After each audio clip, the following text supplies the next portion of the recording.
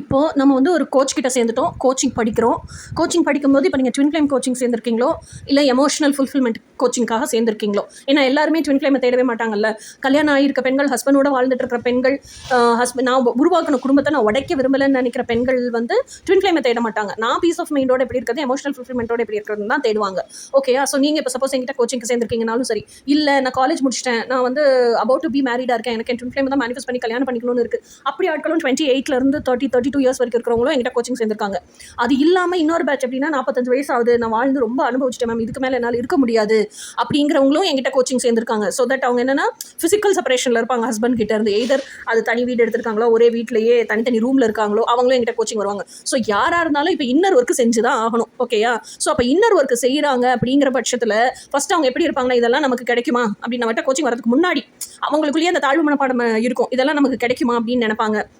So அந்த undeserving unworthy mind செட்டை என்ன பண்ணுவாங்க அப்படின்னு சொன்னால், இந்த சோஷியல் இமேஜ் பின்னாடியே போய் நான் உலகமே திரும்பி பார்க்குற அளவுக்கு நான் மெட்டீரியலிஸ்டிக்காக சக்ஸஸ்ஃபுல்லாக இருந்துட்டேன்னா இதெல்லாம் யார் கண்ணுக்கும் தெரியாதுல்ல அப்படின்னு சொல்லிட்டு அந்த ஈகோ கான்ஷியஸ்னஸை வச்சு ஃபில் பண்ணியிருப்பாங்க. அந்த சோஷியல் இமேஜ் பின்னாடியே ஓடிட்டு இருப்பாங்க. தனக்குன்னு ஒரு அங்கீகாரத்தை வச்சுக்கணும்லன்னு சொல்லிட்டு அதை துரத்திக்கிட்டே ஓடிட்டு இருப்பாங்க. ஸோ இப்போ நம்மக்கிட்ட இன்னர் ஒர்க்குக்கு வந்ததுக்கப்புறம் தான் அவங்களுக்கு தெரியும், இந்தந்த இடத்துல எல்லாம் நம்ம செல்ஃப் கிரிட்டிக்காக இருக்கும், இந்தந்த இடத்துல எல்லாம் நம்மளை செல்ஃப் ஜட்ஜ் பண்ணிட்டு நம்மளை வந்து ஈகோ கான்ஷியஸ் வச்சு ஃபில் பண்ணி வச்சிருக்கோம் ஆல்ரெடி அப்படின்னு அதெல்லாம் உடைச்சு அந்த செல்ஃப் கில்ட்டு, செல்ஃப் ஷேமு, அன்வர்த்தினஸ் இதெல்லாம் சரி பண்ணி ஹீல் ஆவாங்க. ஹீல் ஆகும்போது அந்த செல்ஃப் வேல்யூ இதெல்லாம் அவங்க மதிக்க கற்றுக்குவாங்க, செல்ஃப் ஒர்த்தை ரியலைஸ் பண்ண கற்றுப்பாங்க. அப்போ நிறைய மேனிஃபெஸ்டேஷன்ஸும் கற்றுப்பாங்க. அவங்களுக்கு மிராக்கிள்ஸும் நடக்கும்போது அவங்களோட செல்ஃப் எஸ்டீம் உயரும். அப்போ தான் செல்ஃப் இமேஜே சோஷியல் இமேஜாக ப்ரொஜெக்ட் பண்ணலாம் கற்றுக்குவாங்க. அந்த சோஷியல் இமேஜாக ப்ரொஜெக்ட் பண்ணுறாங்க, சமூகம் அதை அங்கீகரிக்குது, சமூகமும் அவங்கள அதுக்கப்புறம் வியந்து அவங்களோட அந்த உண்மையான ஆத்தென்டிசிட்டிக்கு நிமிர்ந்து பார்க்க ஆரம்பிக்கும். இதெல்லாம் அவங்க லைஃப்பில் நடந்ததுக்கு அப்புறமா அதையே வாழ்க்கை பாதையாக அவங்க பயணிக்கும் போது நிறைய லைஃப் சேலஞ்சஸ்,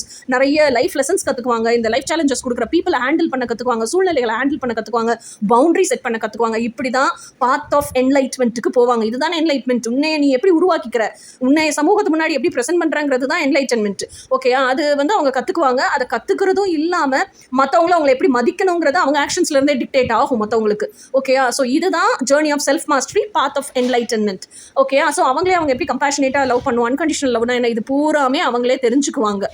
ஸோ அப்போ ஆட்டோமேட்டிக்காக அவங்கள டேம் பண்ணிக்கும் போது அவங்கள இந்த அளவுக்கு ஒரு சோஷியல் இமேஜையே செல்ஃப் இமேஜே சோஷியல் இமேஜாக உருவாக்குற அளவுக்கு ஆத்தென்டிசிட்டியோட அவங்களுக்கு பிடிச்ச லைஃபை ஃப்ரீடம் ஃபுல்லாக வாழும்போது என்ன ஆகும்னா, இந்த லீடர்ஷிப் குவாலிட்டி அவங்களுக்குள்ளே இருக்கிறது அவ்வளோ சூப்பராக டெவலப் ஆகும். That is called empowerment. இப்படி தான் என்லைட்டன்மெண்ட்டும் செல்ஃப் எம்பவர்மெண்ட்டும் ஒவ்வொரு இண்டிபெண்டன்ட் இண்டிவிஜுவலுக்கும் கிடைக்குது. ஓகேயா? ஸோ இதுதான் ஃபைனல். இனிமேற்கு வந்து நம்ம ட்வின் ஃப்ளேம் கான்செப்டில் ஷார்ட்ஸ் பார்ப்போம். ஓகே.